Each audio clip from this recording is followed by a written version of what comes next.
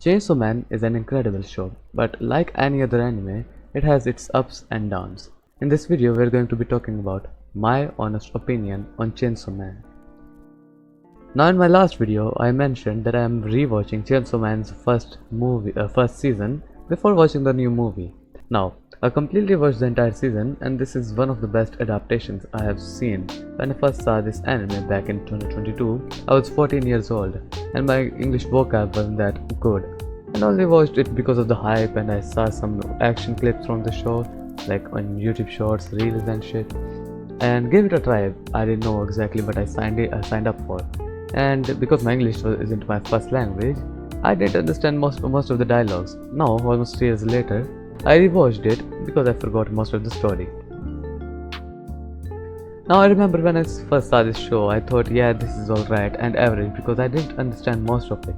I saw some reviews. Almost everyone was saying that this show was overhyped, but still a decent watch. And people who read the manga were also saying that this show is too much quick with everything. But in my opinion, it did what it had to do pretty well, especially when you consider that most chapters of Chainsaw Man only have 20 to 21 panels.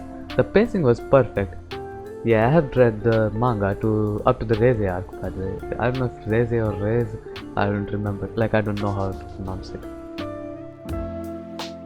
Now I was talking with my sis about this anime, and she said the fighting in this anime is average.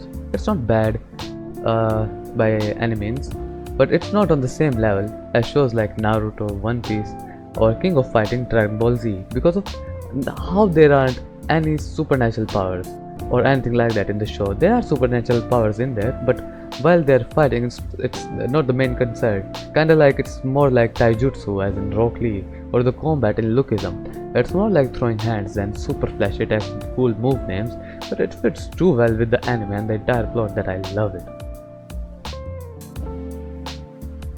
Now the story of this anime is pretty good. There are definitely a lot of animes with better story, and story is definitely not its strongest point in my opinion. I'll talk about the strongest point later. The story is pretty good, but there are some instances where they reveal a lot of the stuff prematurely, making the end result guessable. Now, as I said, this is no Attack on Titan or Death Note where you can't make theories or predict what's going to happen. But this is also ain't no cartoon where everything is literally behind a window that you just need to peek. Meaning, maybe if you haven't watched over 150 animes in your life, you might not criticize the story as much as me. But still, whatsoever, its strongest point makes this anime worth the watch, and its manga worth the read 110%, and that is, this is one of the most rare case scenario type of an anime or manga that has such a diverse character lineup that all of them can have their own animes. Maybe not on animes, like maybe on animes is a little too far-fetched, but at least most of them can have their own light novels that can focus only on the specific character, and I'll read it completely. This is one of the shows that doesn't need its MC to be carried by, and a little bit of other side characters that are actually interesting. Naruto. And everyone else is super forgettable. This show actually has a character cast that has something we can remember them by.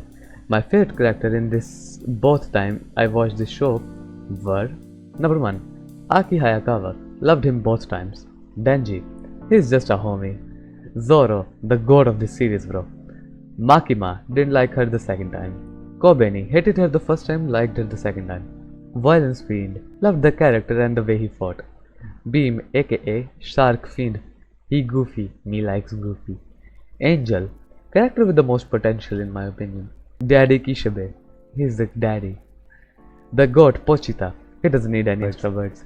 So yeah, this is my original and honest opinion on Chainsaw Man. If you all want more videos like this one, they're coming soon. Subscribe so you don't miss out. The next one that I'm going to be probably making is Lookism. These videos are going to be probably like short like this.